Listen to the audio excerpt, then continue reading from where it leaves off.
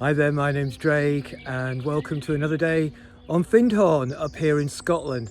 And I wanted to show you something that's been going on in the Woodland Garden. This is a garden that I took on a few months ago, and I've been busily planting and working alongside all the wonderful plants and creatures that live here. And the first thing I wanted to show you is the potato bed, which has been planted in the forest. Hence it's called the forest potato bed, and it's planted out mainly with bambino and pink fir potatoes, and as you can see, it is flourishing.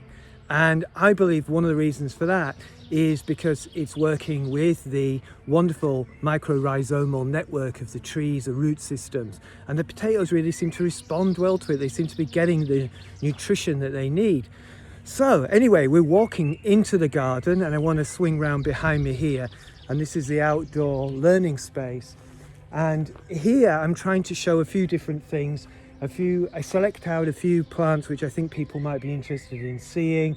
And over here we've got some wildflowers which I planted out again in containers just so people can see. Back down here we have the edibles. And what I've done here is I've actually planted out a few things. So we've got rocket and mustard here, fennel, some chard and some giant chives.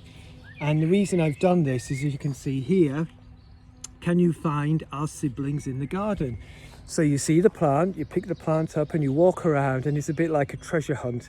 So then you can kind of look and find them growing amongst all the plants which are here in the Woodland Garden.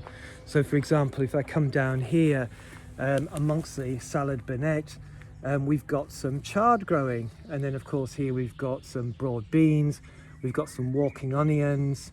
And yeah, I love this play of plants that come together.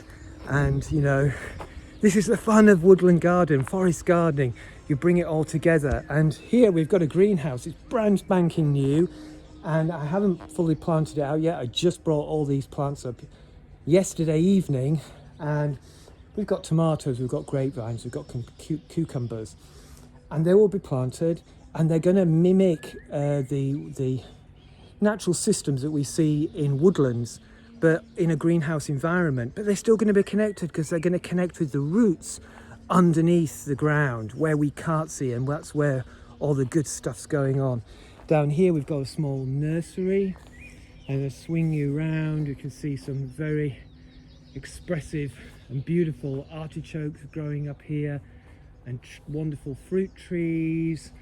And yeah, I want to show you a swing round of all that, because again, it's about working with the woodland that you see behind me, the kind of high woodland and the high of my head, but also then you come forward into the foreground and you see all the fruit trees, and then you've got the artichokes, and then you've got the herb layer, and then you've got the root layer, and so it keeps going. And this is all about how to work with nature and with the principles of nature. So if we swing round here, this area was more or less just covered in grass when we got here a few months ago. And now we've got garlic, we've got artichokes, we've got skirret. And if you're not familiar with skirret, skirret is almost like a precursor of the potato. It's got these amazing dangly roots that look like dreadlocks, and they're very delicious, almost like parsnip flavour. And what else have we got going on in here? We've got kale. Over here we've got a rocket bed. At the back we can see sunflowers. We follow around here, woodruff, which is a great herbal plant, and then down here and in here we've got woad. And you know, we've got things in here which are not just about edibles, but also exemplify humans' relationship with plants in different ways. So we've got edibles, we've got herbals, and we've got things like dye plants growing here. And essential in any garden is a pond. And down here we've got water mint is one of the main plants we've got growing in here.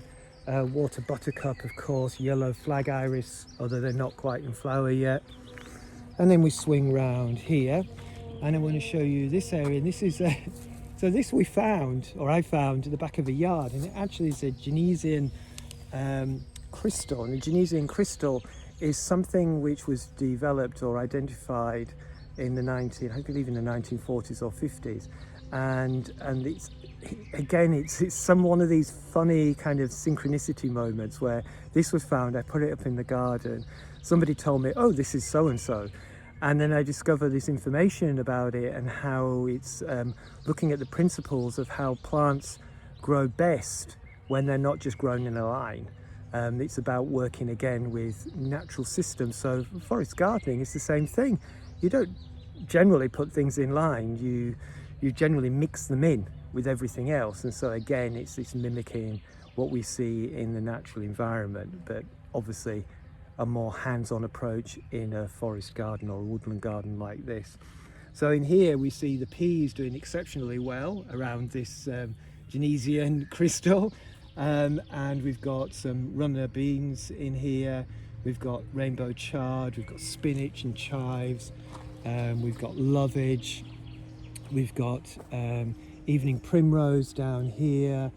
We like to let things go to seed because it's really important to allow some plants to at least get their full life cycle. And of course we get free seeds. So this kale is flowering. The flowers are edible and delicious in a salad, I might add. And all of these wonderful seed pods will explode and they'll drop, and we'll have loads and loads of lovely seedlings coming up everywhere. And then down here we've got, this is our new wildflower meadow that's just been planted. Well, it was seeded two months ago, and that's going to come up and be a glorious nectar-rich source for our bees and butterflies. Down here, this wooden structure here is hiding some tanks, because up above here, if you can just see above this kind of weed control black area here, this material that's down, these are our reed beds, and the reed beds are taking water from over the road where we've got, if you can see it through the gate, where we've got a laundry, and that laundry water goes through the reed beds, and then it goes through a filtration system into some of the beds there that we have here. So I'm going to stop there because this is quite a long video. I didn't really mean to be so long, but I'm just really excited to share this woodland garden with you.